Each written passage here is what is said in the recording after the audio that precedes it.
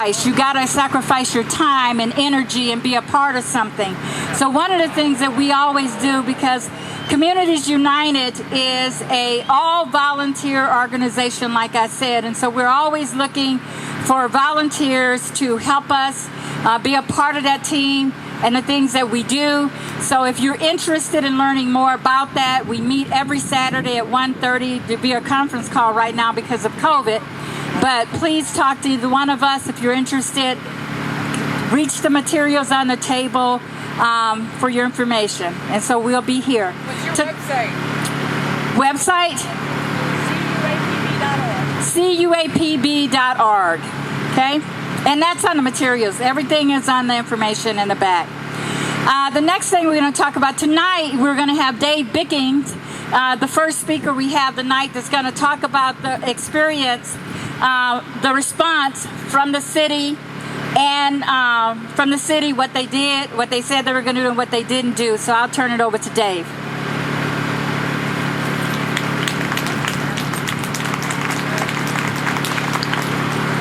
Thank you.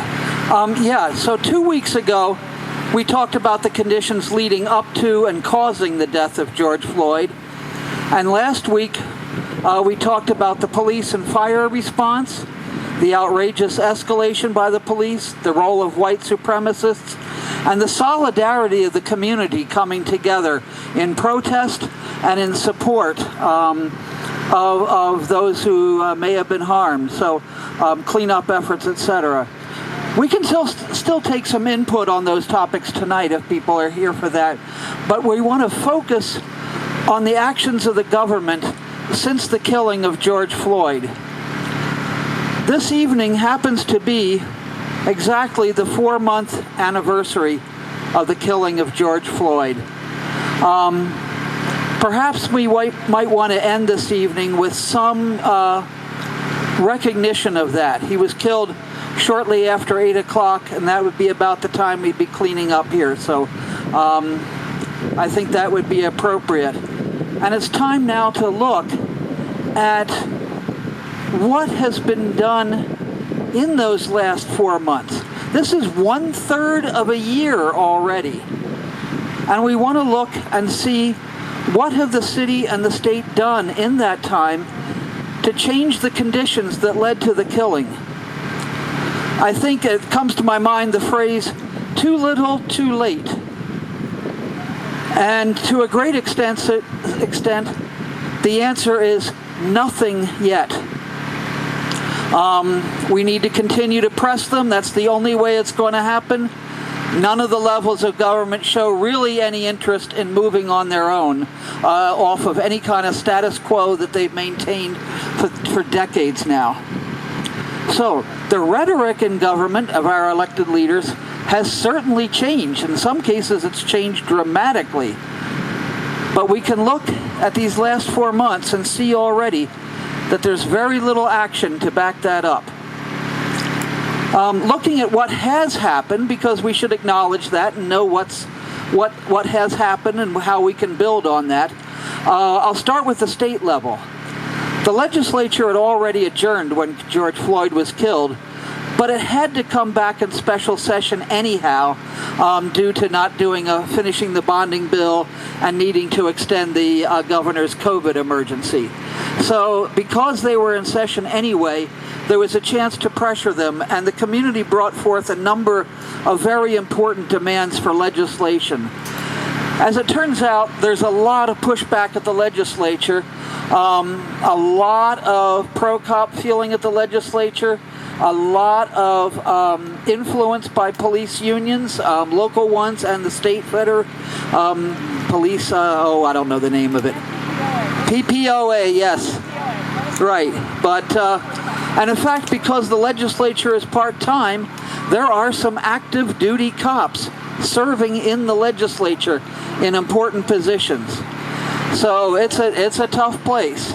But there was pressure, and the legislature did pass a bill in one of the special sessions, as they called it, a compromise bill. It did a few things that are good. It imposed a statewide ban on chokeholds. I don't know how strong that ban is going to be, but it's a start. They have determined that there should be a statewide model use of force policy, but that's going to take a while to happen. There's supposed to be a statewide database of misconduct complaints, which, if it actually happens, could be of great value because we keep track of those in CUAPB, and it's not easy, I'll tell you that. They are adding 2 public members to the POST board, which is the Peace Officer Standard and Training Board, which does the licensing for police officers and determines what kind of continuing education they need. CUAPB has been pressuring them for 8 years now. They've also added a 15-member advisory council to the board, but we don't know who's going to be on it. They've added 2... Oh, I think I said they added 2 new members to the POST board. A couple of us have actually applied for those positions. We'll let you know how that goes. We're not real optimistic. There's 2 other things the legislature did which are useless or likely worse. One is that they established an independent body for investigation of police killings and critical incidents. But it's an independent body for use of force investigation within the BCA. That is not independent. We've done a lot of research, and you can find some of that on our website, I'm sure, about how the BCA is biased and either incompetent either by intent or, I think intent, yes. The other thing the legislature did was allow there to be incentives for, or allow cities to have incentives for officers to live within the city. And our research has shown that, as nice as that sounds, it has no effect on the conduct of the police, and there are actually some negative effects to that. Looking down a level at the county, basically, as far as I know, the answer is nothing. But maybe somebody, and here we want you to speak up if you know something of anything the county board has done. Of course, speaking of the county, I can't forget to mention the county attorney, Mike Freeman. Here's where you all get to boo.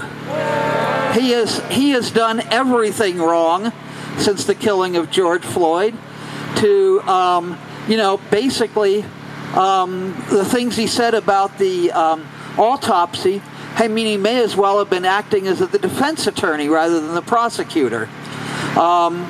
His work is so bad that the judge has banned him from any further involvement in the trial. The judge used the word sloppy. So, yeah, so nothing happened on the county level, and certainly nothing good. At the city, there was some action taken within 2 weeks of the killing of George Floyd. It happened because the city was required to do it. The Minnesota Department of Human Rights, which is somewhat like our Civil Rights Department on a state level, stepped in and said that we need an investigation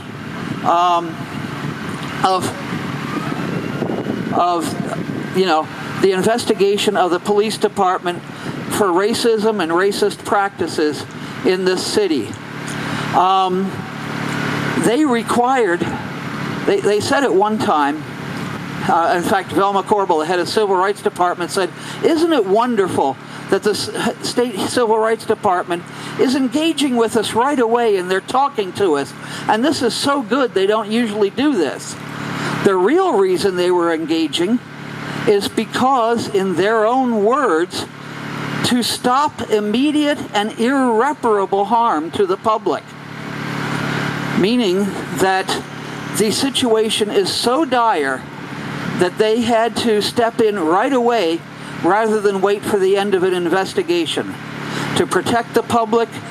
I've been shot by the police before, and I'm black. Okay, we have chance for people to talk later. Yep. Yeah, please do. Okay. So some of the things that were required, and some of these have some merit, banning chokeholds and neck restraints, something that the city should have done years and years ago, and everybody knew it, except the police chief, I guess. They required that officers must intervene, which is already in our policy and has never been enforced. But they say that a person who does not intervene should get the same discipline as those who are actually doing the misconduct. So it's a step forward if there were ever any discipline. Crowd control should only be authorized by the chief. We don't know at this point whether the chief authorized the outrageous crowd control measures we had already. But if he didn't, maybe that's a slight step forward. Auditing body camera footage on a random basis is a good thing. And the chief has 15 less days to decide on discipline for officers. They see. Waiver to be filmed on camera. Okay, then. Nope. Yep. So in any case, they didn't seem to know, and the council didn't seem to inform them that it already takes 2 years or more for any complaint to go through the process to even get to the chief's desk. So cutting down 15 days is not really significant. So all of that was imposed by the court. And in addition, there's been a little bit of movement by the chief and the mayor, a slight improvement in the use of force policy. Looking at the city council, though, we see that, again, as I say, the rhetoric changed dramatically. We had 9 of them on a platform in Powderhorn Park with a banner saying, defund the police. Dismantle the police. Oh, okay. And they had a unanimous resolution talking about all the ways they were going to reimagine the police, dismantle the police, and so on and so on. As it turns out, and then within days they came up with a charter amendment done so quickly that they avoided the normal process of any public input, which would have told them that their charter amendment was so poorly written as to be useless or worse. So since then, they have pretty much just stepped back and done nothing. Just waiting for that charter amendment, which I think wisely did not happen, and waiting for that year of public engagement to start. They did a few things bad. They switched the police information officer, John Elder, over to the city coordinator's office so there'd be even less accountability. Now when he lies to you, and it's going to be the same damn guy, now when he lies to you, we don't know whether it was the coordinator's office that told him to lie or the police department that told him to lie. This is not a step forward. They also had to, by the end of June, deal with budget things due to COVID. They did across-the-board cuts. The police department got less of a cut than any other department in the city, from the same people who are talking about defunding the police. So, and one of the things they cut in the police department, remember, they have a co-responder for a program for mental health, and it's not great, and it's way too little, but they actually cut that program in cutting the budget. So the city council so far has taken those steps backwards. Very recently, the mayor has put forward his budget for 2021. He was over 5 weeks behind in doing that. Nobody in the council complained about that. He said, it's very, very complicated this year, and it is. But it's complicated for the city council and the public too, and the mayor just took 5 weeks of the time that should have been considered by the city council and the public. So that process is getting started way, way too late. We're also not hearing so far any pushback from the city council, despite the fact that the overall city budget is being cut by 14%. The police department budget is being cut by 7.4%. So about half of what the other departments are getting. So, and this is from a city council that was talking so big about defunding the police. So,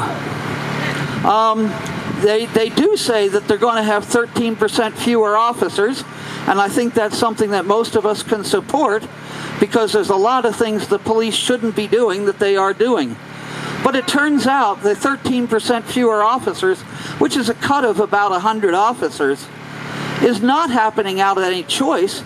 It's because those officers have left and they can't recruit any fast enough. In fact, many of them have not left. They're on medical leave for PTSD, a legitimate diagnosis, but I think all this PTSD right after George Floyd looks a lot more to me like the blue flu, a sick out, a slowdown. And so the 13% cut in staff is something that is a reality. It's not a choice. And in fact, according to the mayor, he wants additions to the police budget for 3 more recruit classes in order to keep the strength of the police and build it up. So this is happening. This is happening from a city council and a mayor who talk so big. And on top of that resolution they passed, big talk, they were going to have a public engagement process laid out by July 24th, 2 months ago.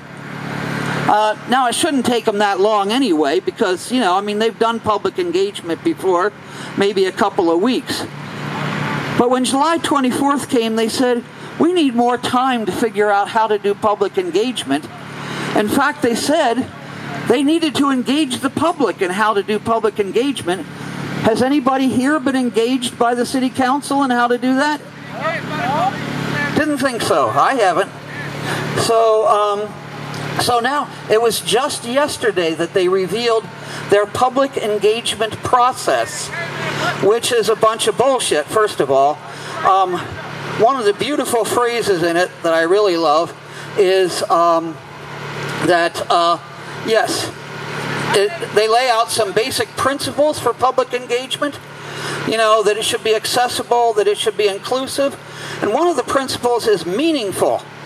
And what they say is that the community feels that the dialogue has been meaningful and relevant. Now, we love to feel good, but I think what we need is that the dialogue is meaningful and relevant. These folks are so used to talking to themselves they don't even realize how bad they sound. So we should talk some tonight about how to be involved in that public engagement, which is going to be, I'm sure, a real struggle to get involved, because they are probably going to stop it at all points.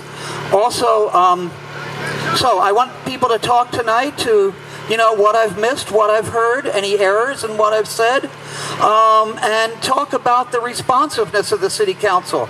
I'm sure some of you have reached out to them, or the mayor, or the police chief, or the state legislators. How is that working? We get the sense that they're basically hiding. And so if we can cover some of those topics, and Toussaint will lead us off with facilitating that. Well, you brought up Thank you very much. No problem. You brought up a good point about meaningful discussion, and we're even kind of experiencing it right now. And I'm turning this out to everybody. What does meaningful communication look or sound like to you? What does meaningful communication sound like to you between you and your city's leadership? This microphone is here for you.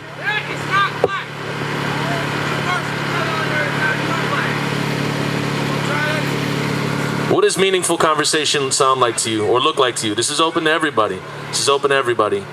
And I encourage everybody to at least step to the microphone at least once. Go ahead. You're leaving your passivity at your cars. Come on.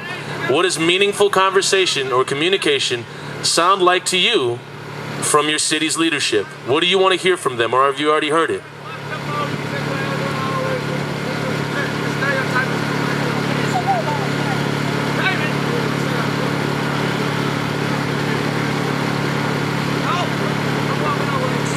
I'd like to hear anything. Lisa Bender is my council person, so. And when you mean hear anything, what do you mean? I have no idea. You have to go a little closer to the mic. I have no idea who she's been talking to. The only thing I've seen happen in my neighborhood, which I live in Loring Park, is that the encampment in Loring Park was cleared probably about a month ago. Yeah. But not with any knowledge of mine. Like, there was no public discussion about that. I think that the neighborhood association might have been involved, but like, otherwise I've heard nothing about anything from Lisa Bender. And I mean, I was at the protest where we marched by her house and nothing, she wouldn't come out. Have you watched any of the YouTube videos from city council and some of the rhetoric that they've said at all? I mean, yeah, but it's not, I don't think it's helpful. And how can I can't engage in a YouTube video. I mean, any meetings are, and I'm fortunate that I am working right now. So any meetings I can't actually attend if they have open meetings, and like we all know, there's only a limit of X amount of people that can come anyway. So I think accessibility is huge for everybody, and putting it out there so we all know about it. I mean, there's a million ways to communicate it, and yes, YouTube videos are great, but I can comment on that. That doesn't mean I'm going to get a response, and I won't get a response. Okay, thank you, and we'll be checking back in with more on your experience with that. What else? What does meaningful communication sound like to folks? Like, what is that? What is that? We're hearing that it hasn't been present. What is meaningful communication to you? Maybe that's, in your family, in a relationship. Like, what does it sound like between you and city leadership? What would that be like?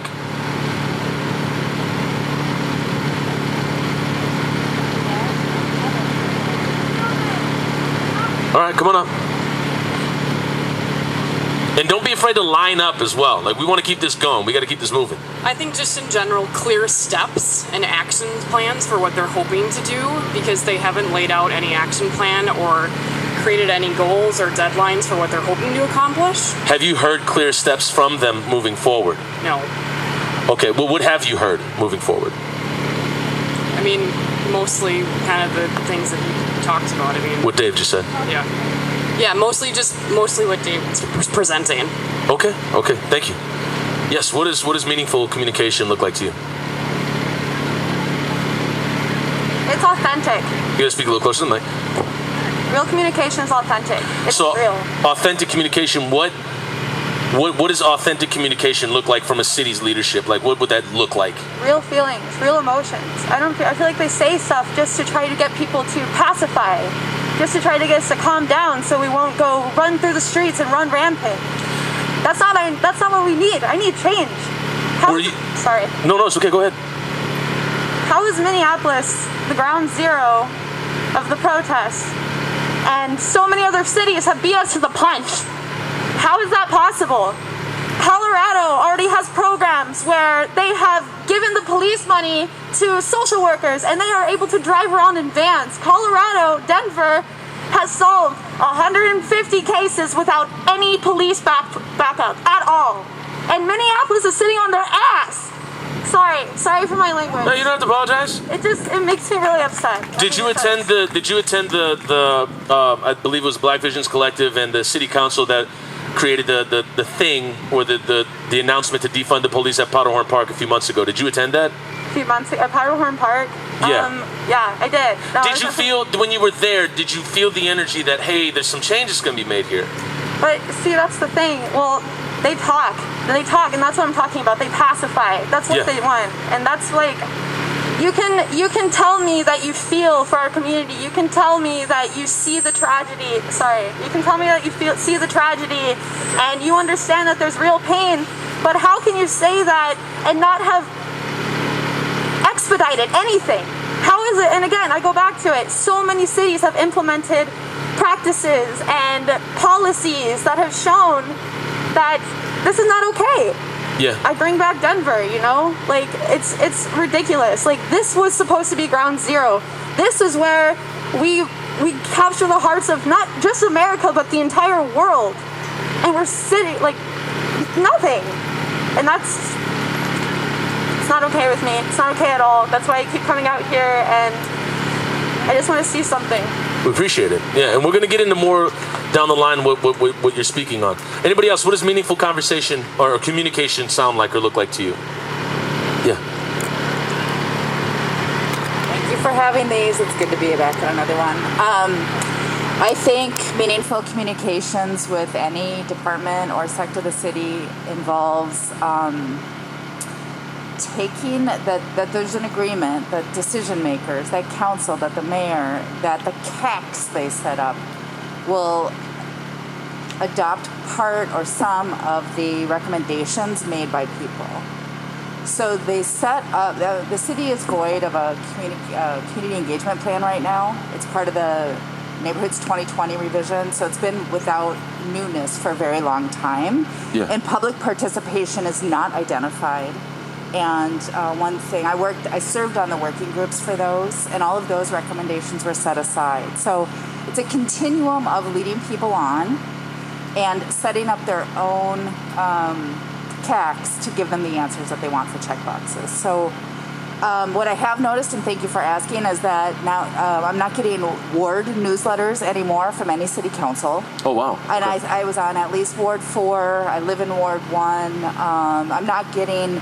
Homegrown News is issuing some public communications, but none of the other, like the city newsletters aren't coming. I just realized that you asked that. So they're in deeper hiding than they have been before. It's a sad disappointment. They don't have to act like this. The people want to participate and help and compromise and get into it.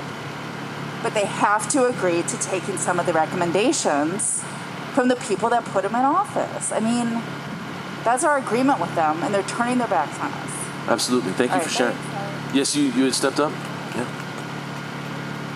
I have been to a lot of protests and a lot of just the community events, and I feel like I never see any of the city council members there. If I see them, it's by accident.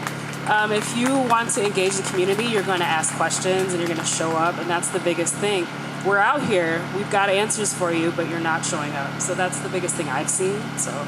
Do you think, and that's a huge absence I've noticed as well, is that there's an opportunity to be there. There was one moment, and I know this is somewhat laughable, and this isn't to take a strike at the homeboy, but there was a rally that was held that went straight to Mayor Fry's apartment. Yes, I was at that one. You were at that one, okay. And he came out, and you know, when he said he wasn't going to abolish the police, he immediately walked. He was, shamed, and he walked away. Yeah. And he was kind of sitting on the side for a long time, and they were chanting to have him come up. So it was a lot of pressure for him to even engage. So, I mean, I don't know. Do you think that he should have stayed after they booed him? I don't know. I had such mixed feelings about that protest. I was so defeated because it's just like, I almost kind of felt like, what's the point if we're here and we're telling you what we need and you're still saying no? Yeah. Or even just engage in like, maybe let's dialogue. Don't just like leave. You know what I mean? Yeah. I don't know. I don't know what I think he should have done in that moment. Okay. So. But that's the only time we've seen an elected official at a thing. Myself, maybe others have, but for me, yeah. Okay. We'll get more into that later on. Like, what would it mean if they were to show up? Did somebody else stepped up to Mike here? Okay. Yeah. Thanks for letting me be here. I love what she said. Speak a little closer to the mic, sorry about that. Yeah, I love what she said. You can't understand if you're not showing up and listening to the voices of the people in the community. I would say that's the biggest disparity. Also, real leaders take accountability. What we saw some fake accountability and then no follow through on the promises. I lead workshops in interpersonal communication. And the thing about good communication is it's more than just me nodding and saying yes. I know every person here who's BIPOC knows exactly what I'm talking about. If you're LGBTQ, if you're a minoritized community, you know exactly what it's like talking to someone and they don't give a fuck about what you're. Oh, sorry, they don't give a crap about what you're saying. It's okay. It's okay. You need to, when you have a conversation with somebody, and you can feel that they want to communicate with you. They might not say the right words. They might not say the right kind of advice. But if you know that they care about you, and you know that they're listening to you, then you're going to be able to work it out. That's 101. So when we're talking about we want more communication with our leaders, we want newsletters, we want them to come to protests, we don't even have trust with our leaders anymore. They haven't taken true accountability. And I know that like a sorry is a sorry, and George Floyd's not going to come back to life, unfortunately, and he still hasn't even gotten justice. And I feel like, I should probably raise this so I'm not hunching down, but I feel like if we can't get actual accountability, they're not real leaders, in my opinion.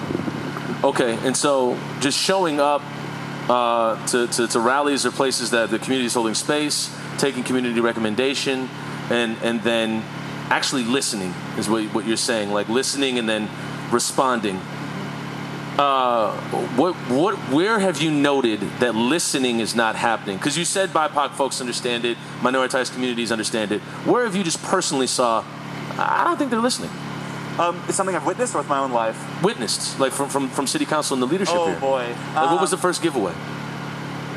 In our community, I would say the first giveaway was when we saw the promises happening back, I think it was about a month or a couple weeks after the protest began.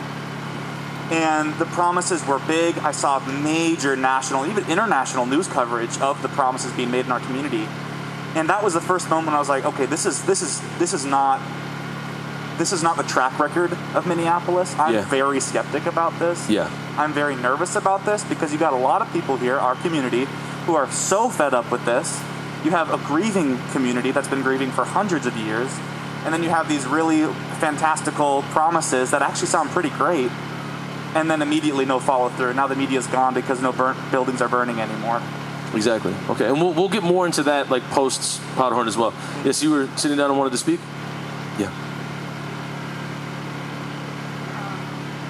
I think like You have to speak a lot closer to the mic. I might try to turn it up a little bit as well. Okay, Peter, I don't gotcha. know if there's a way to turn up that mic.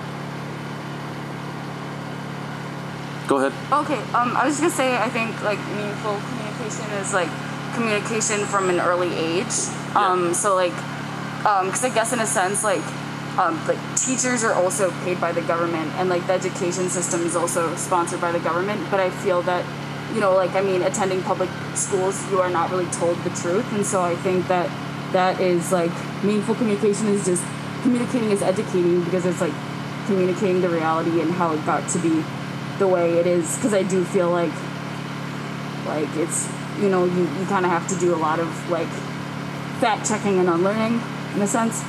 So I don't know if that answers the question appropriately. But. Well, no, as you're saying, in school, you know, it involves telling the truth.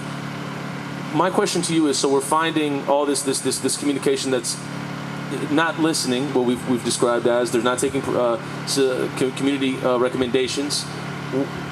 Do you believe that because this is happening now, this was happening before George Floyd was killed?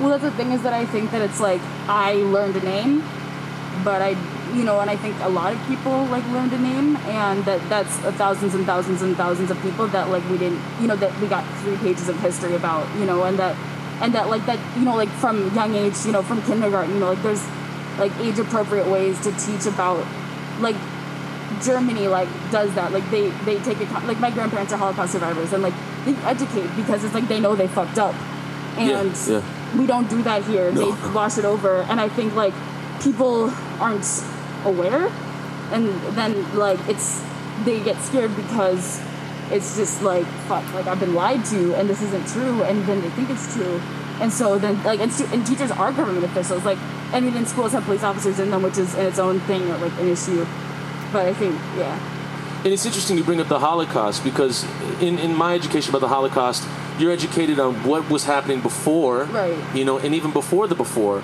Whereas with slavery in America, it's just like, well, this is where black people started. Right, yeah. Like, well, wasn't there anything before that? No. Brought them here on boats. Begin.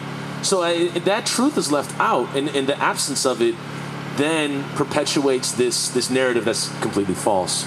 And we'll get into that as well with the city council as well, because I do want to get into reports that they've made, and you can come back and feel free to speak to what they've been saying in the city council meetings. Thank you. So the next person was waiting to say something. Yeah. I never get up and talk at anything ever. Okay. You can speak just a little bit closer to the microphone, please. I am so pissed off today. About what? Well, did you hear the New York Times podcast today? No, I haven't. Speak just a little bit closer I to the mic. think the guy who did it, he was at this meeting 2 weeks ago. Okay. And it was basically what's going on in Minneapolis. And he interviewed several of the city council members. And several of them were like, oh, well, we really just meant its spirit, abolish. We don't really We meant it's what, abolish? This was in spirit. We didn't, like at the Powderhorn meeting. Yeah, they go, well, that was in spirit. We didn't really mean abolish. We meant like, that was in spirit. And that who's the one guy's name? What's his name? Andrew Johnson was like, whoa, I was just there. Or something, you know what I mean? I was just like, You kind of get the. Have you seen Andrew Johnson on some of the YouTube videos? No, I don't really. I haven't. He's not really been in my. I just challenge everybody to watch like a city council YouTube video, if not for just 5 minutes, if you can make it through 2. No. And it's good to know who the city council members are. Right. And I'm not trying to throw like immediate shade at them, but once you see them, and when you mention Andrew Johnson, I'm like, oh well, no shit. I mean, like, of course he would say I was just there. I wasn't. Yeah. Yeah. So I mean, I think that people feel stalled out right now, and one way that they could really communicate without even saying anything is just physically showing up, like someone else said. Like, I haven't seen them anywhere. I maybe I wasn't looking in the right place, but I haven't seen them anywhere. And I was at Powderhorn, and they did say a lot of things people wanted to hear, and people were like, "Yay, right!" They wanted that information. Yeah, I think that was in June, and people were, the hype was strong, but people want to hear that. But then they back off and say, well, and all the other things that have happened since then, and it stalls everybody out. But, the momentum feels like, and other cities are way ahead of us already, like somebody else has already said. Yeah, and we heard the idea of pacified, to be pacified. Oh yeah. I don't know. And so the New York Times articles interviewed. What was the? It's a podcast. A podcast. Yeah. So the New York Times podcast mentioned this. Did it sound like they were in favor of the city council, or what was the air? It was sort of neutral. They kind of let them hang themselves, essentially. Okay. Which wasn't hard to do. All they had to do was let them talk for 3 seconds. And okay. So pacify, not taking community recommendations, hanging themselves. We're going to get into post, city council, what we want to see going forward. But thank you for sharing that. Appreciate it. Yes.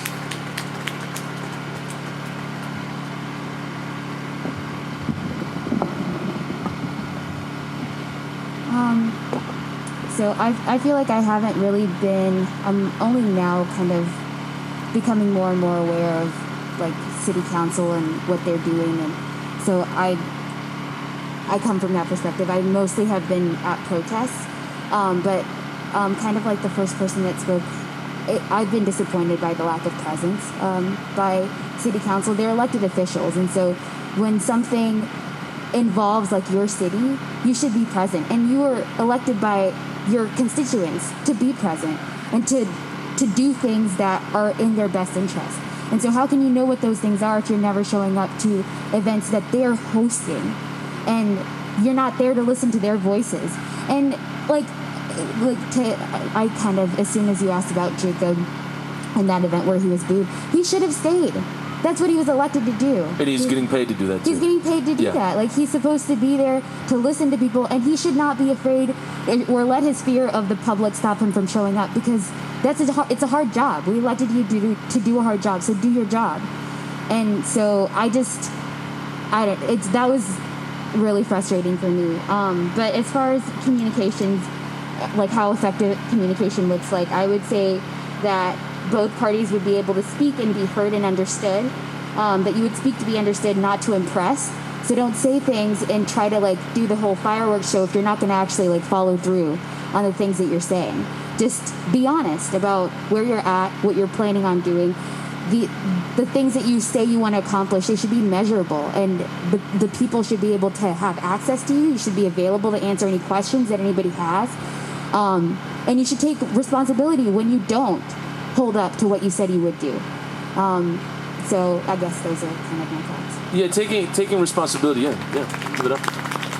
And that sounds very relative to what I've heard in de-racism training or whatever they call it, with when they address white folks and they say, look, you're gonna mess up, you're gonna you're gonna get embarrassed, you're gonna make a mess here and there, but you're still doing the work to push through. And it's going to happen. So city council members showing up and just saying, hey, I screwed up, I wasn't listening to you, and I could have done something better, and or just admitting guilt, or that they're not infallible, would maybe be helpful. Yeah, even just showing, even if you just show up and you don't say anything, show up a couple times, and then maybe if you have something to say something, or at least address people and let them know, I'm here to listen mostly, I'm considering this a listening session for me, where I have things to learn from you and grow from you about, instead of I'm coming in and I have things to tell you people. It's posturing yourself. Yeah. How are you posturing yourself? Are you in the seat of learner, or do you think you have something to tell these people?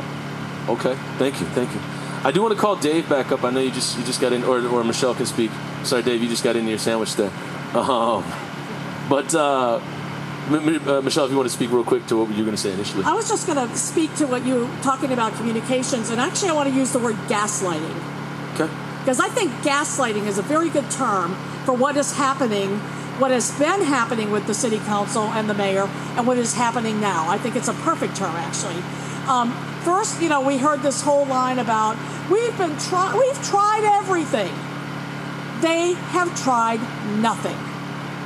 When I say that, I mean for 20 years we've been banging on their doors trying to get them to do something about the police. It's not like nobody told them there was a problem. They've been knowing there's a problem. They knew there was a problem before George Floyd got killed. Yeah. But they never did a damn thing about it. Then I think about the night that George Floyd was killed. Yeah. I'm looking at the video. I'm figuring out that it's Derek Chauvin about to put his whole record up, and Tutow, these guys, the ones we could see on the video. And I see John Elder come on the TV. And what did he tell people on the TV, y'all? What did he tell people? We had a medical emergency with somebody that we were arresting, and he died. And I'm looking at the video, and I'm listening to this man talk, and I'm going, I don't know what the hell video you saw, but I saw a murder.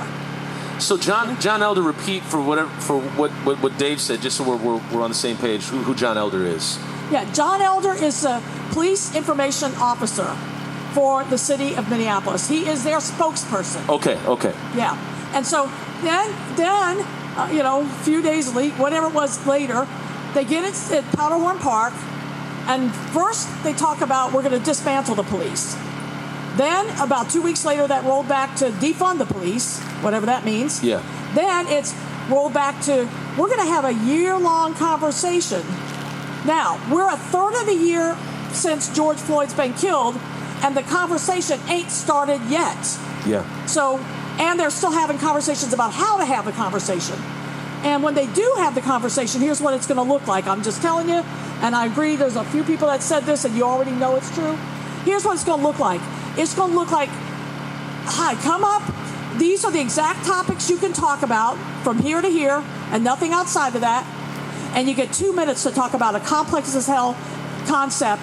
Yeah. And you get 2 minutes to talk about it, and we're going to put a timer on your ass, and when it gets 10 seconds in front of 2 minutes, then we're going to cut your ass off and move you on. And if we don't like what you have to say if it's online, we'll actually cut your ass off anyway, because that's what's happened to me every time I try to get on one of their online meetings. They don't like what I'm saying, my ass gets cut off. So this is about, to me, gaslighting. It's bullshit. I'm tired of seeing it. This city has never done a damn thing to stop police brutality, and they're trying to think they can put the genie back in the bottle now. And I think it's our job to let them know that they can't. Did you try to attend Lisa Bender's Zoom meeting at all? No, I did not. Okay, because I heard about her muting people if they posed any disagreement to her at all. No, I've had that exact experience in a couple of other occasions. So I think this is just gaslighting bullshit, frankly. Okay. And that's why it's so good for us to be out here talking, because I don't believe anything. I have no faith in those people about doing anything about this problem. Well, we're going to pivot into the gaslighting, and I thank you for bringing that up. Thank you, Michelle.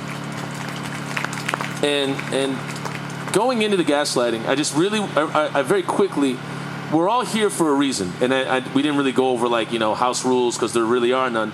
And I know some people kind of excuse themselves when they cursed, and I don't really believe that that's outside the lines here, unless Michelle pulls me by the coat and says, hey, otherwise.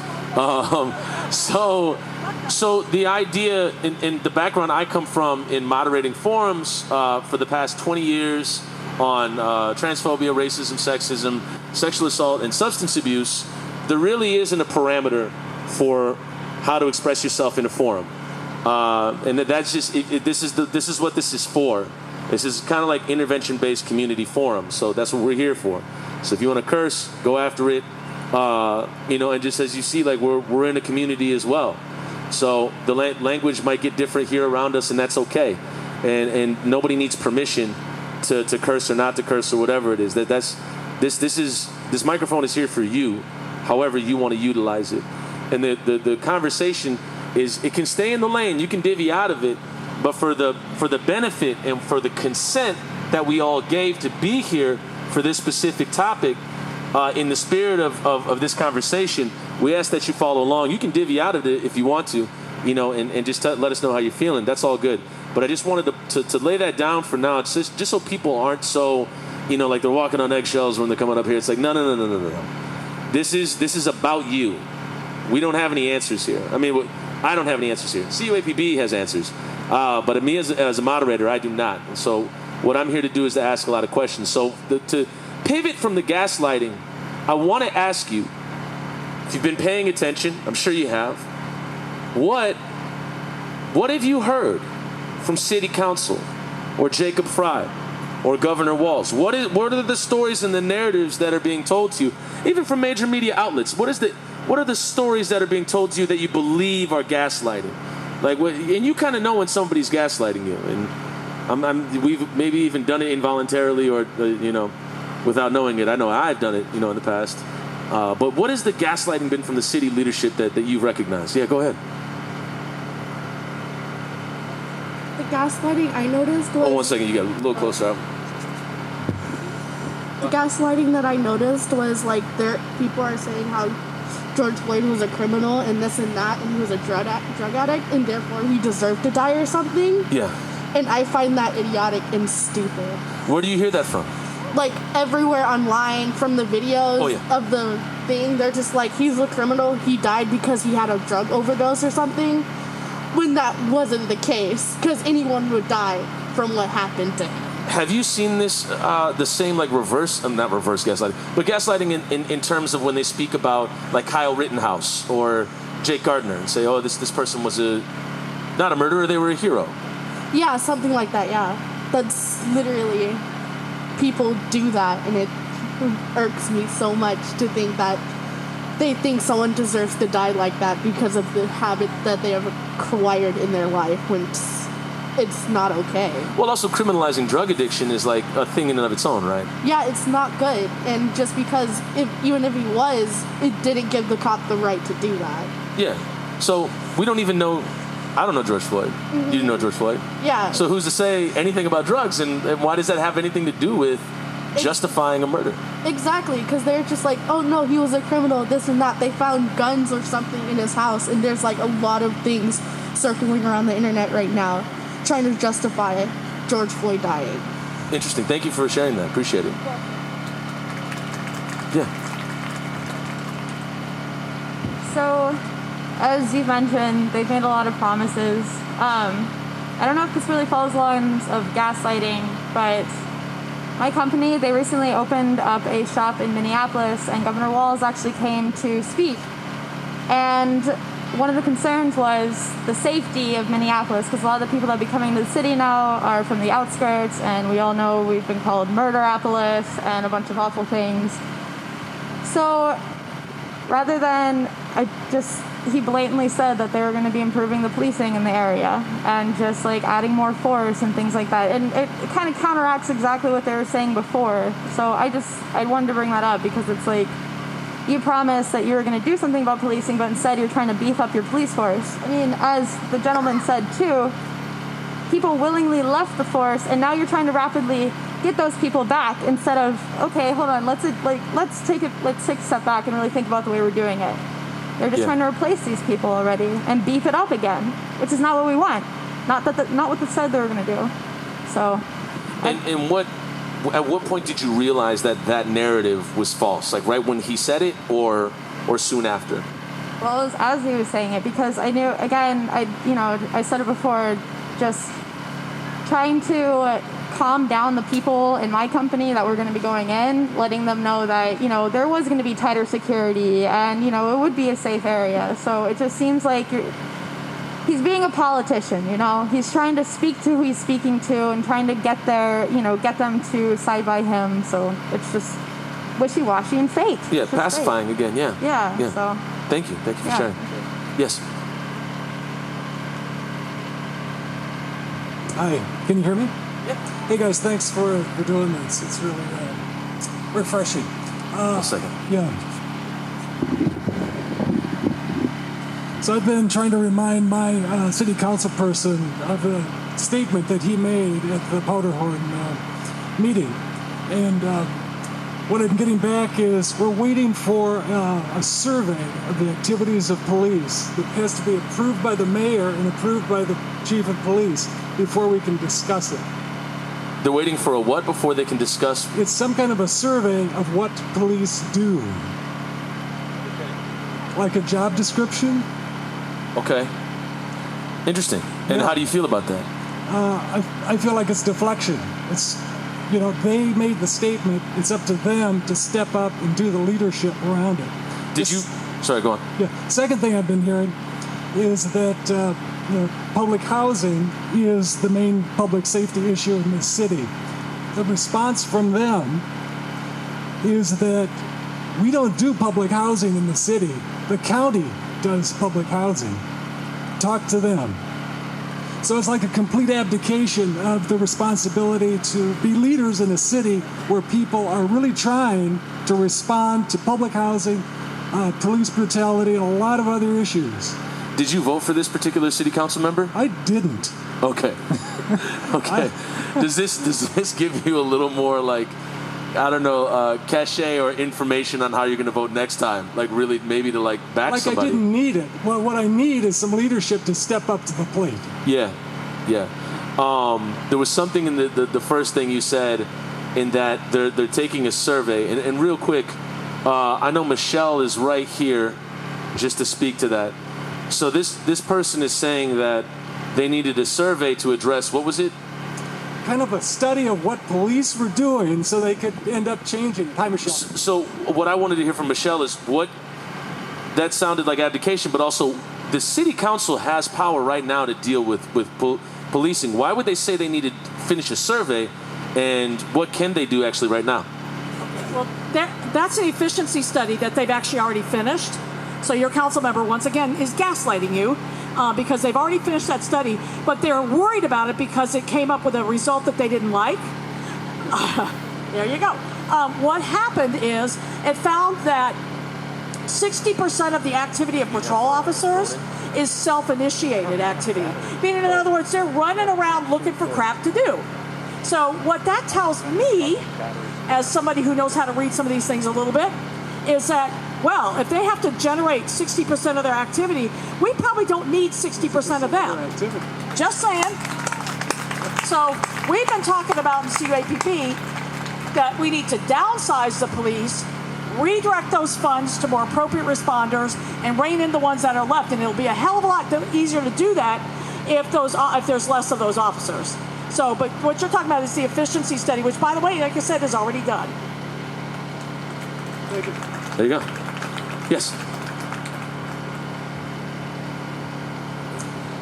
So I just wanted to speak to a specific council member, not speak to him, but about Andrew Johnson that was mentioned earlier, because I've recently been in email communication with him in regards to the 3rd Precinct and the recent rally there was for not rebuilding another one. Yeah, renewing it. Yeah. Temporary, release. So before that, there was a call to action for everybody to basically let the council know, hey, we don't want this built, we don't want it now, we don't want it ever, that's the opposite of what we're trying to do. So I reached out to him, and I have this email that he wrote back, and some of my other friends that wrote to him, he sent the exact same email to everybody, which... So boilerplate. Yeah, so, okay. I mean, speaking to the whole communication topic we were talking about earlier, that is so not the way. I'm sure you are busy, but you're not fucking doing anything that anybody wants, so make the damn time and, actually talk to community members who, are involved and affected by this the most. But the email that he sent, it was a bunch of bullshit, honestly, but some of the key points was that he said it's not optional to provide the new workspace for city employees. We need a new spot for the 3rd Precinct. And he said it also does not conflict with the larger efforts around reimagining public safety. Yes, it does. It absolutely conflicts with it. I don't know why he thinks he's the spokesperson for that. That just shows how out of touch they are with listening to anybody. Anybody in the black community or any other minority community that is, directly affected by this. And then, at the end, he says stuff like, I can tell you firsthand from thousands of conversations that slogans like defund police alienate and scare a lot of residents. Okay, that's not the problem of the black community. That's the problem of white fragility and you not being able to deal with it yourself. And so you just like get in your own comfort bubble. Do you feel like Andrew Johnson? I mean, if we just take black out of it and we just let's talk about white folks. Like, let's really get down to it. If we talk about the white community, do you feel like he's speaking directly to the white community without saying the white community when he speaks on the thing of saying defund the police scares certain people? Yes, he is. Okay. He's definitely trying to avoid like addressing any specific community. But he is very blatantly talking to people that he identifies with. And I called him out on that when I responded to him. Like, you're representing a group of people that are not the ones, like, you should be representing the people that are most affected by the decisions or the actions of the police. That's not white people. And so he is representing white people that don't like, they just want to live in their own bubble, essentially. And I don't know. Well, I'll wrap up with this with you because this is a good point to make, because I think addressing white communities in Minnesota is really is a really powerful part of this conversation. And so when we talk about defunding the police, when we talk about the murder of George Floyd, the inherent white supremacy that's at play, and when they do the Kumbaya speech and defund the police at Powderhorn Park, it was I couldn't find a person of color or anybody that looked like me in that audience. It was entirely white folks. So we are dealing with a racially charged situation here. When we talk about Andrew Johnson and speaking to white communities, he's also presiding over Hiawatha and Minnehaha, which is home to the wall, or was home to the wall. And when we talk about defunding the police, and it only addresses one community, such as, or he's speaking to white folks, but which also mean death and condemnation and basically dehousing to another community. We talk about Lisa Bender and her constituents. She may only have to speak to young white renters that order everything on Amazon. My question to you is, how, as in your understanding as being a white person, and correct me if I'm wrong, how can white communities get better white leaders, or at least say, you know what, this white person can do it, but so can this BIPOC person just as well. Maybe we should elect them and put them in power. How do you think white communities should be responding to these white leaders that seem to be very tone deaf to the people they're presiding over? I mean, I think, well, I don't have the answers, but what I'm trying to do when I'm like listening and like how I can play a part is calling them out on their shit and not just being complacent because the things that they're representing benefits me.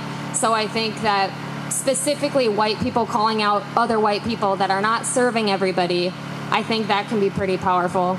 Okay. But that's just a starting point. So. Well, and hopefully you get more than a boilerplate response next time. Right. Yeah, exactly. And just a heads up, anybody who's watching this microphone is open to everybody. So you can take to it if you'd like. Yeah, go ahead.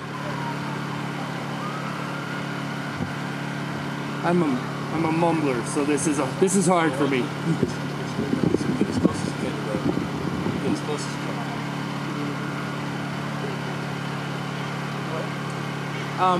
I wanted to say that just get a little closer to the mic. There's a lot of gaslighting going on. One of the things they are doing, and one of the surveys that is out right now, is the 911 working group. What is the 911 working group? What they're doing is looking at potential reforms and innovations, things that will satisfy the masses. Theoretically, it's based on what community needs and community input, but you don't know what it is, and we don't know what they're doing. I just heard this is the first time I'm hearing about it. Because everything they do is behind closed doors and directed by staff. And there are a few community members on it, but they're kind of told, here's what you get to choose from. And the police are very intricately involved. Now, the survey has been out there, and it asked, what do you like them when they do this, and what do you want from them? And no one I know has taken it, but they're getting the statistics on it, and they're going to make decisions on it. They have the gaslighting is that they want desperately to work with the community and get community feedback on reforms. but we don't know what they're doing. They have reforms in progress.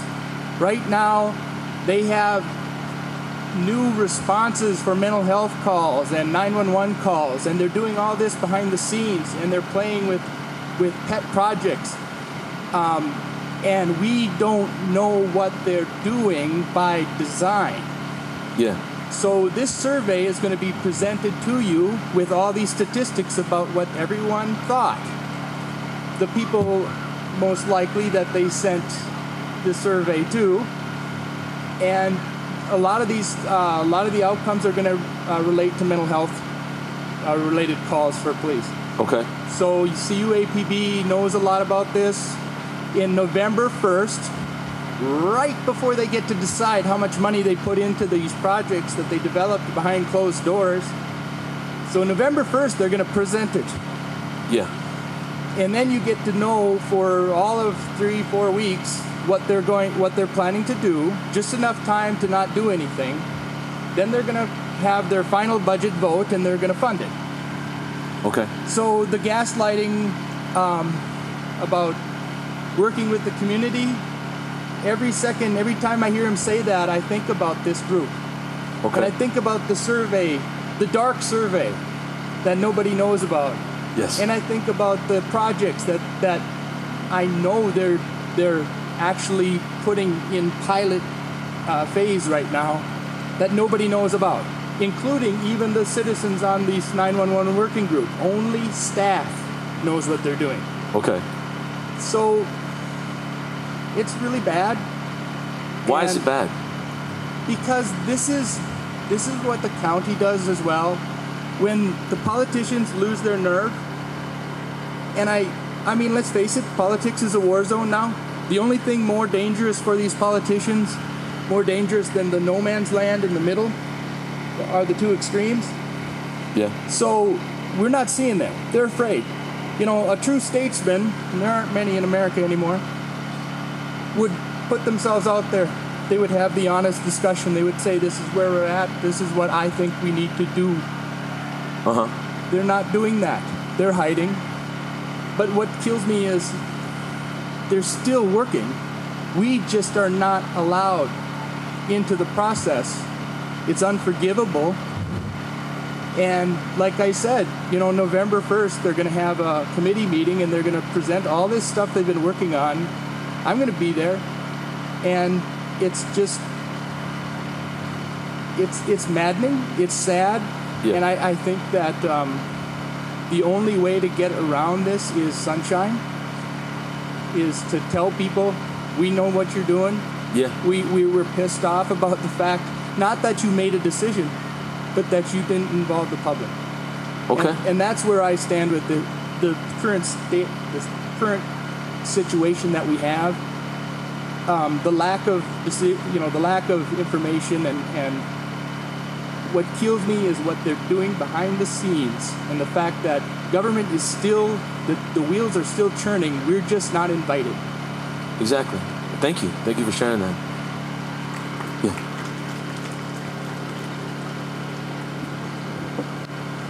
You know, I participated in a meeting a couple of days ago with Mayor Fry,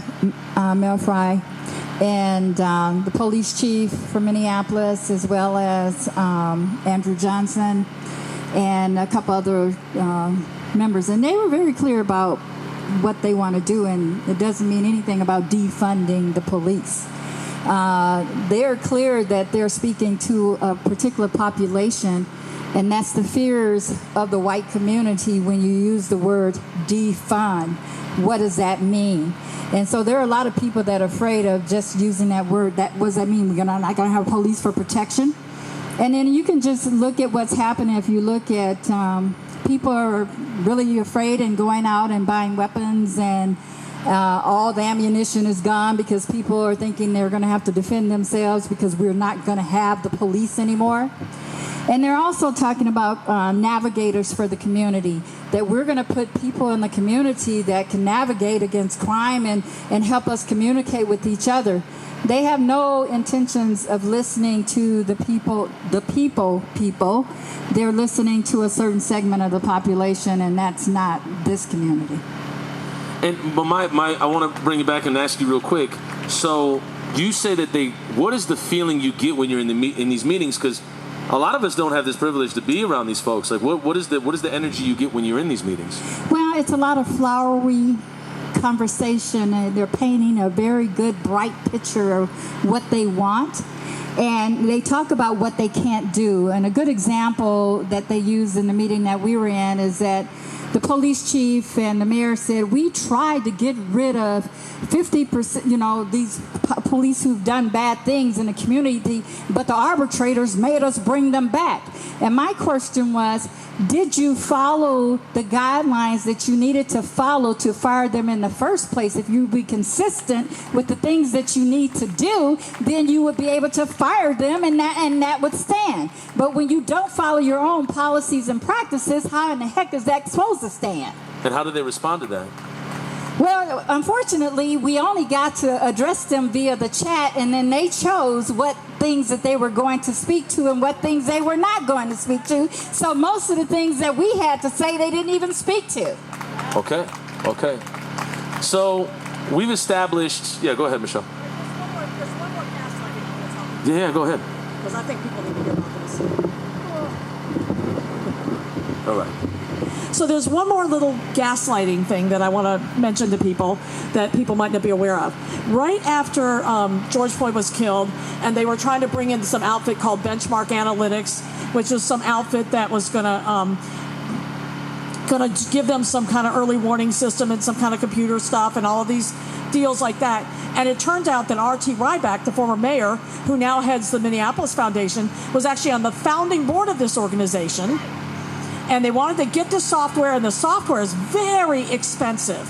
So they wanted to put all this money into the software, even though we already had an early warning system that we bought that they never actually set up and used. So they wanted to give this money to these people. And then when we put up a big fight about it, then they dropped it because it was embarrassing to them. But then the mayor says, I'm going to put together these 3 working groups to transform police. That was the line. We're going to transform police. We're going to have these 3 working groups. One group of outside experts, which was, again, Benchmark Analytics and some of their buddies. Other group was insiders, which was like Mike Freeman and, the city attorney's office, the police chief, people like that. And then there's supposed to be this community working group. Well, he announced this stuff, like I said, in June. Right after he announced it in the media, I did a Data Practices Act to find out who's going to be on these committees, who's going to be on these work groups, how are you going to pick people to be on these work groups, and so forth. And they kept not giving me the data, fighting us and this stuff in tooth and nail. Finally, I just got the data a couple weeks ago, and what are they doing for the community working group? Guess who's in charge of that? City Council? No. Who? The Minneapolis Foundation, of course. Okay. Another rich-ass foundation that has no background or understanding of addressing policing issues. They don't have to deal with policing issues because most of them are out of Golden Valley. This is so ridiculous. What are you talking about? R.T. Ryback is going to... The same guy where I think it was 38 people were killed under his...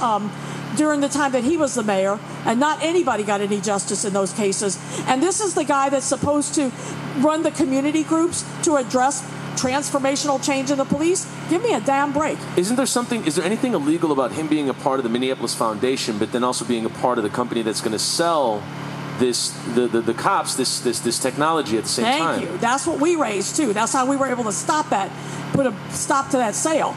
But, like I said, now instead, they just put him in charge of the so-called community work group that's supposed to transform policing. How the hell these people have no expertise, and in fact, the opposite of expertise, how are they going to be in charge of the community work group?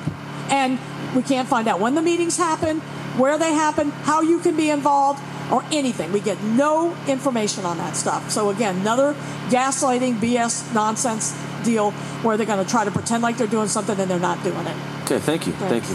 So as we go to the last third here. And this is where I want everybody lined up. Like we want everybody lined up. We really want to hear from you. We've established that City Council has not followed community recommendations, what they've done since the murder of George Floyd, and I think it's important to point out that George Floyd was a human.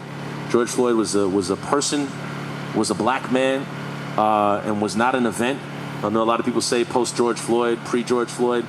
That was a human being. That was a family member. That was a person. And so I know that moment has become, the moment that George Floyd was killed has become bigger than the personage that he is. But we need to just really respect that was a human being. And so we're talking about what City Council and what the city has done since May 25th, since the killing of George Floyd. So I give you this. We've established all these things that have been happening. When we talk about, there's very few statesmen left in the country. And I know that this is a little bit imaginative, but I don't think it's that far off. If we're not to be pacified, if we're not to be lulled to sleep, if we're not to be languaged to passivity, and we're still coming with this energy here that we are a year later, and you still have the same disappointment that you have with your leadership now, and you feel that they have a dissociation in their boilerplate responses to your emails, who are the leaders that you want going forward? How do you want this city to respond? We talked about Colorado. We talked about other cities. You have it in your mind. You've seen it. I know you have. How do you want the city to respond? What does a better city council look like? What does a more accountable mayor look like? What does a more accountable governor look like? And it could be you. Tell us what that looks like. Let's build what we want to see going forward. Because we've etched out what we have. And it's not working. Tell us what works for you. Yeah. A couple of things. I think as attractive as it is to get rid of all the city council members, it's more important what we do than which are the city council members, because each one that comes in talks about we're going to get the police under control, and the same thing happens over and over again. They aren't the ones that run the city. It's the forces more powerful than them, richer than them. We need to be the ones running the city. One of my favorite sayings, I think it's an old Romanian saying, is that a change of rulers is the joy of fools. And, that's what we're going to see this November, next November, and the Novembers to follow that. So it's got to be us, and we have got to make clear that, first of all, we have to find out what is going on behind those closed doors. Yeah. And that's one of the strengths of CUAPB over the years, is we file, data practice requests. We sue the city if we have to find out what's going on, or even just paying attention, because it's amazing what you can find out by reading their crap. For instance, I'm glad Michelle brought up the thing about the 3 working groups, because I'd forgotten to mention that in the latest engagement thing, it talks about what's already there. And the national leaders and experts, that one's been meeting since July, we found out. The local stakeholders has been meeting about the same amount of time. And the community one is not on a list of things that are happening right now. Wow. Yeah. And I should say also, and one other thing I forgot to say, so what the hell has the city council been doing in the meantime? They're figuring out how to reopen 38th in Chicago. They are real busy on that one. And they got all kinds of plans, and you can go and answer their survey of which of the 2 choices you want. Yeah. So I think, when it comes to these engagement things, and it's my feeling that yes, they're crap, but when we have a chance to put things on their record, it's good to do that. So there is a record of that.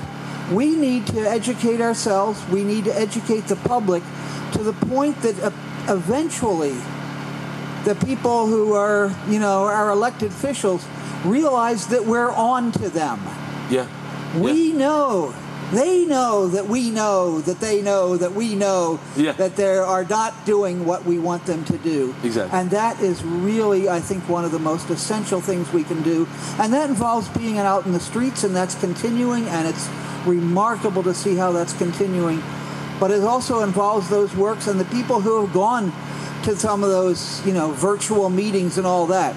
I thank them for doing that. I'm trying to follow that. Oh my God, you got to watch a few of these things just to listen to the language from them. Yeah, as I was saying. Just God, really get in. They're actualizing and conceptualizing and visioning and all this nonsense about what to do with the enterprise and all sorts of terms and what are going to be the deliverables from this community engagement. Yeah. These people never talk to anyone but themselves, and they are hiding even more. We got to storm the gates, whether it's figuratively, but probably literally, because they have that mute button now. Yeah, they do. So damn disgusting. Thank you. Yeah. So anyway, that's my 2 cents on that of where we've got to go from here. All right, thank you. Appreciate it. All right, who else? What is the leadership you want to see going forward today? Like, what does that look like? Like, and really, speak it from your chest, like really, loud and proud. Yeah. I want to see some actual representation. You look at our city council and it's, I don't feel like that we're having people who actually live out here, who actually go to the community, as you said. I want to echo what he said. It needs to be us. Yeah. I was actually really inspired. If you guys haven't seen the AOC documentary, AOC's story is amazing. Uh-huh. Like, she was a 28-year-old bartender who took on a senator who had been in his seat for 14 years, wasn't expecting any of that. And that's what they're expecting. Yeah. They're not expecting us. They don't want us to find solidarity. They don't want us to find the strength in numbers and to support each other like this. They want the division. They want the complacency. And we can't give that to them. Okay. We have to find people in our community who want to speak up. Like, I cherish what you guys do. I mean, I saw your page. You guys are constantly hosting events and bringing people together. This is what we need, guys. We need people like you guys to support and absolutely. to bring light to all of this. So, yeah, absolutely. Most certainly, and I will. I would love to speak to you guys after this. So, Thank you. What else? Very quickly, what does new leadership look like? What do you want it to do? New leadership looks like, to me, someone willing to disrupt the system. Okay. People who want to just go with the status quo, we can't do that anymore.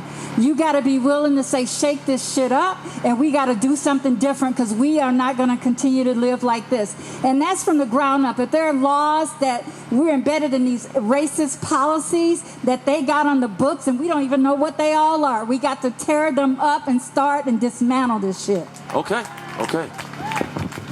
What else? Well, at least 3 more. What else? What does new leadership look like? Come on. Yeah. I was just going to name a specific candidate. I remember, maybe it was 2 or 3 years ago, Minneapolis had the option to elect Nikema Levy-Pounds. Levy Armstrong, and they didn't. yeah. And, she is always at protests, and she is always there. And I think that just leadership like her, and Minneapolis had the choice. They did have we had the choice to elect her, and did not succeed to do that. And if you remember correctly, Alondra Cano, who's on the city council, said that Jacob Fry was the new leader of Black Lives Matter.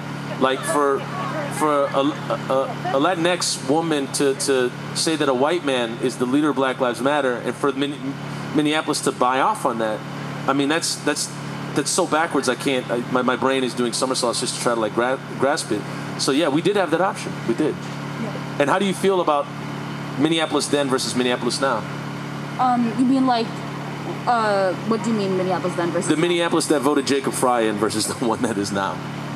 I mean, it's the same Minneapolis. It's the same Minneapolis, and I think even when we were talking about gaslighting, is that to me it's gaslighting to go to Northeast and to see a note card in the window that says "Justice for George Floyd," as if to say "Don't smash my windows." Yeah. As if that's gaslighting. to see people wearing T-shirts of a man who passed away. Like it's become it's like a commercialized, and that's like really messed up. But I don't know.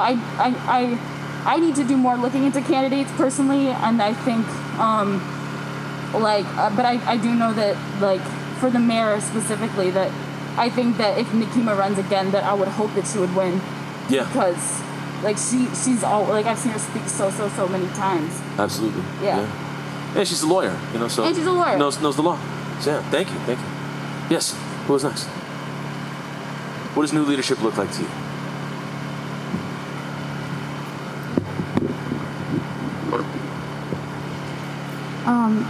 So I was thinking about a couple different things. So one of the things that I think often about is community access to information.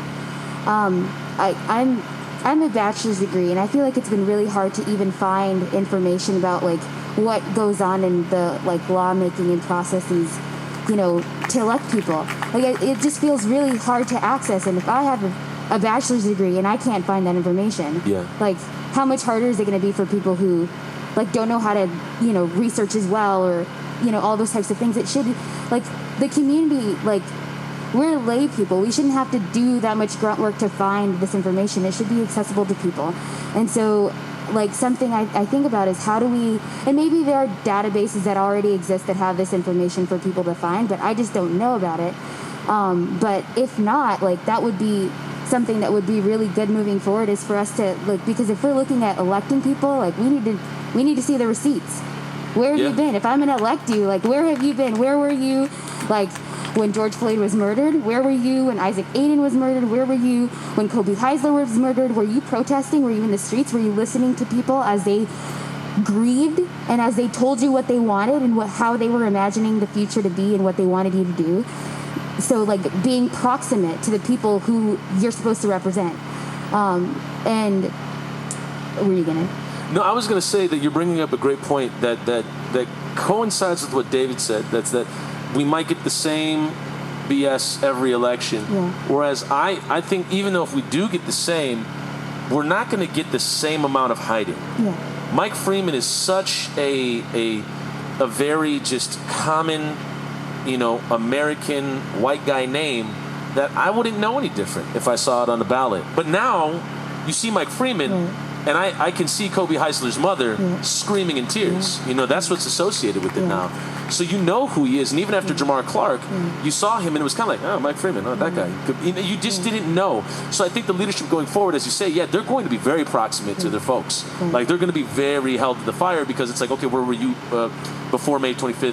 What were you doing after? So I agree with what you're saying, And I think too, like part of like community involvement and all of that is like even thinking about like we have photojournalists, we have people that are recording and are being present, like have bearing witness to what's going on to this movement. Like we need to document all of this, and we need to have a database that shows so like this is how this person responded when this happened, this is who was here at this event, like documentation so that like none of this is forgotten, because like archiving is a problem. Like like there's a specific like situation where like whoever has the documentation, the footage, that's who controls the narrative and the story. So how is this going to be remembered, Yeah. And so like I feel like a big part of that is like even like us doing that work of compiling, like bringing together what we've documented, bringing together what we've seen as a community and having it someplace so that it's not forgotten and we like come back to it whenever we're thinking about who we want, what our standards are for our elected officials moving forward. Absolutely. Thank you. Yeah. Yes. I just want to say, first and foremost, just electoralism is so fucked. It's just absolutely insane. Why is that? Because it's just the precedent of capitalism and neoliberalism. It's just the idea is that you have to be in the know in order to understand like the specificities of like all of these candidates and these issues. It's like the average person doesn't know everything about foreign affairs. They know what's happening right here. Yeah. And it's just insane. And it's like, I just moved here and I am so excited to be in a city where people like you are all just working together.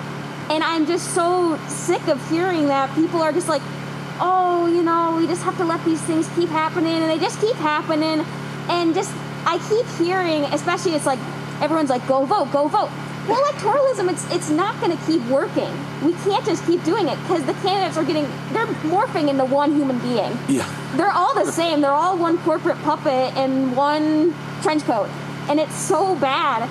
Yeah. And it's just, I keep hearing all this sadness and all these sighs with people, oh, I'm going to vote for this candidate, but I don't really want to. Yeah. It's like, how about you do something? How about you find someone? Why don't you join a committee or gather some friends and figure out what you want and who you want, and get that person up there. You don't have to just sit on the sidelines. We can get whoever we want. We have so many people who feel this way. And we can't just keep sitting. It's just, you know, MLK said about the white moderate. It's like, literally white people are just sitting down and we're just, oh, you know, I'm gonna have to vote for Joe Biden, you know. I don't really want him. It's like, we did this. There's a literal Instagram channel that's called Settle for Biden. Yeah, I know. But that's like to promote him too. It's like they're not messing around. I see that shit on Facebook all the time. Like, I had to delete Facebook for a while just because it's like this neoliberal narrative of like, oh man, we can't do anything. This is the person who we gotta have. I'm so sorry. And there's no way to change it. No. That's happening right now, and whether you know it or not, that's what's happening right now in this conversation. Because, for one, when you go to 38th in Chicago, if you were there about 2 months ago, you would have felt the energy was a little bit up and down, and that's just the way it is. You know, you go to certain bars, certain coffee shops, certain restaurants, you feel the energy's a little bit erratic. But if you go there now, there's the serene peace to it. There's just a peacefulness to it, and that community did that all on their own. Absolutely. They didn't need permission from Andrea Jenkins. They didn't need permission from Alondra Cano. They did it all on their own, and they're going to continue to do that, regardless of with the barriers go up or not. The idea is, going forward, what do you want your community to look like, and what is the vow and the will that you're willing to put forward for it? And that's the real question. I think you're harping on something that's really, really deeper than the electoral, obviously. Absolutely. And I hope that we can all find that outside of electing somebody. So thank you. Yep, thank you. Yeah, no problem. Yeah, last person, yeah.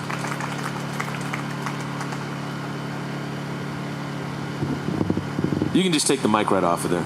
Yeah, just don't bother. When I was younger, I had faith. Real faith, and I guess I may still have a kernel of that. Okay. And I still want to believe in humanity. Yeah. And it's pretty clear to me what's happening right now is when the chips are down and we're at the verge of something happening. We've been here before. You know, Rodney King in L.A., right? But was Minneapolis here before? Eric Gardner. Minneapolis has had riots in the 67, I believe, right? But I'm saying, like, right now, like, this is a little bit unprecedented, I would say. It is unprecedented. Okay. And what's close happening, with Jamar Clark, yes. And Sorry, what's happening and what happens every time is they divide us. They try to take our politics and use it against us. Yeah. We can wait and hope and maybe find that Dalai Lama, that transformational politician, but I think the leadership has to be here. And I think, sadly, we have to reclaim the no man's land, and we have to reach out, and we have to show those who aren't marching with us. We have to humanize the issues and take it out of the politicians' hands to win politics again. When you said, man, you don't have to do that, several weeks ago, that was a moment that was interesting. You were reaching across, it was maybe 150 feet? You were reaching across miles. You were reaching across a massive gap that is hard to fathom. Yeah. And that's the gap that's keeping us from realizing each side's humanity, getting to positive reforms, having politics that work. Absolutely. And it's a tough, I mean, I'm not the hows are hard, but I still have that kernel of hope for the humanity that we can recognize that humanity and work that angle and get back to being one country that gives a shit about each other. Yeah. Thank you. And we'll wrap up with this. And again, there's a ton of CUAPB literature. We do have to wrap up in a second here because our sound person has to get to another event. And we were just coming from one event, so it's just we're all moving here. But what I will say, speaking to holding folks accountable and getting it documented. So you look at what city leaders were doing before May 25th. You'll see a very different agenda than post May 25th. And this isn't to trivialize George Floyd, but it's to say this is to amplify what it means to be held accountable. Folks weren't watching you then, now they're watching you. How does it feel? What are you doing? This is the same for media as well. You look at TPT, PBS, WCCO, or NPR, for God's sake. Oh, goodness. You want to talk about, like, white men going down in flames. NPR is, like, just ground zero. But if you look at their Instagrams or their social media before May 25th, it is a very different story than what it was afterwards. And what you also saw was a lot of rich, white, powerful men in charge that are now being called to the table, that have never had to be at the table and may have never seen the table and may have never known about the table, which is no excuse to them, or may have known about the table and been like, I'm not even going near that house, let alone that zip code, get me out of here. I don't need to be there. But what you're seeing is accountability. And what you're charged to do is to hold that accountability going forward, regardless of who gets elected, regardless of what happens in the future. This is somewhat unprecedented in that we have the opportunity to not go back.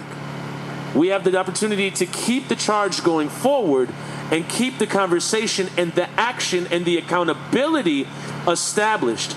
And when I say to a police officer, you don't have to do that, what I'm saying is that you have agency and you can actually take responsibility for what you're doing, who you're being, and be something different. You can actually do that. And when we want to humanize the issues, the second that we do that, that's when we start showing up to the table. That's when we start showing up for each other. And notice, not a single person said Republican or Democrat in this whole thing. This ain't a partisan thing. We're talking about humans. And that's not to take it off like a partisan level, but we all want to be heard. We all want to be involved in a system that listens to us. And right now, we're feeling what we heard from a lot of folks is that it's not listening to you and it's not allowing you to be involved.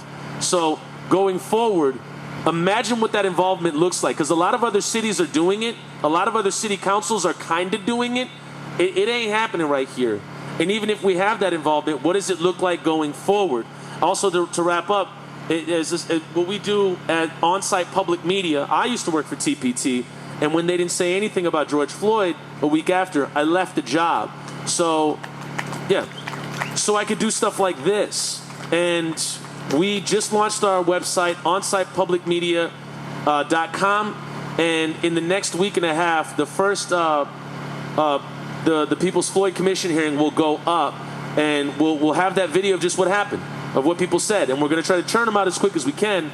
But we can only do it with everybody's support, and CUAPB can only do it with your support as well. So support groups like CUAPB and on-site public media that brings in mostly filmmakers of color, and this work has to go forward. So we will see you next Friday at Armitage Park.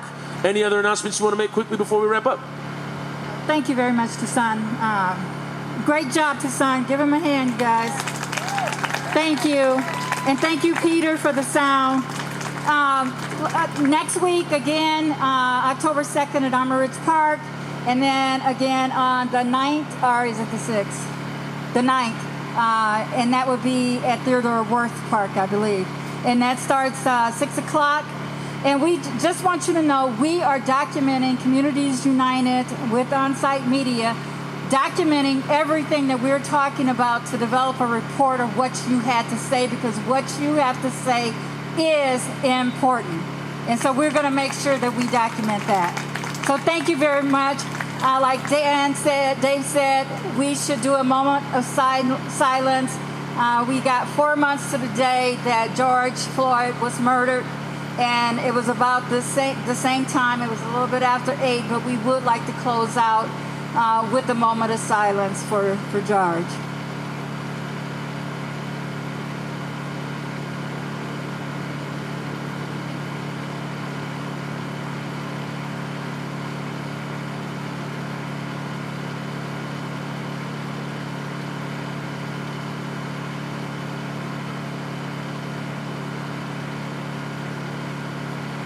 Thank you all for coming. Really appreciate it.